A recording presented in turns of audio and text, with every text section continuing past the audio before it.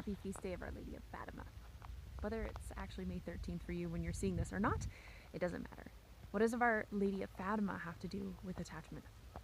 So as part of my discernment, I went and did a 2-week come and see with the Missionaries of Charity. And because I love that order. When I was discerning with my spiritual director, he's like, well, you should probably discern contemplative order because you're very contemplative. And I thought, but I love Missionaries of Charity. Well, guess what? There is a contemplative branch of Missionaries of Charity. And I went to New Jersey. I got to go in these homes of really poor people. And we mostly prayed versus like acts of direct service. But it was beautiful. And I read this book called Fatima for Today.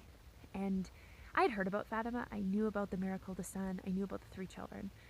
But as I read about it, I knew that there was a huge breakdown in the family. And I had this beautiful meditation of Mary at the wedding feast at Cana and this wine representing spiritual joy and bringing to them. And as I was talking to the sister superior who was there to interview me, because I was like, I'm going to be a missionary of charity, I told her, it felt really clear to me that I have some kind of involvement in family life, which I thought was marriage.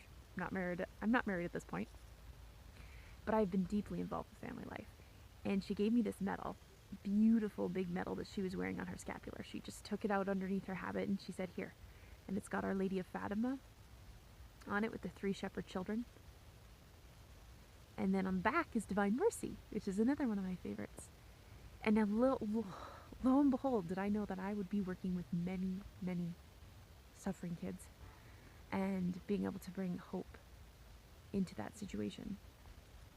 The breakdown of the family. But I want to encourage brothers and sisters that what it means to help the breakdown of family, yes, get married, have lots of kids, be holy.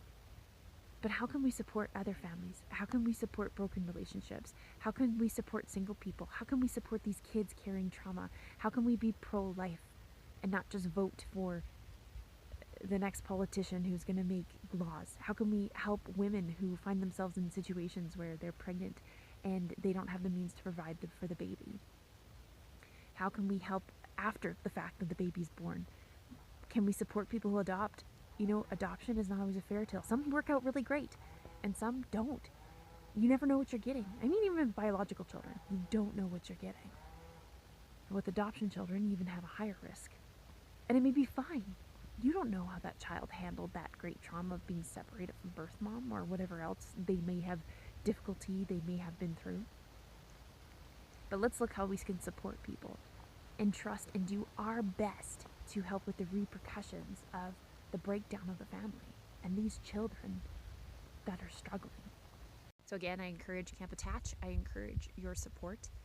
The first time I ever heard about attachment is when a couple years after my come and see, when I was like, I'm going to be a sister, and then thought, no, I'm going to get married.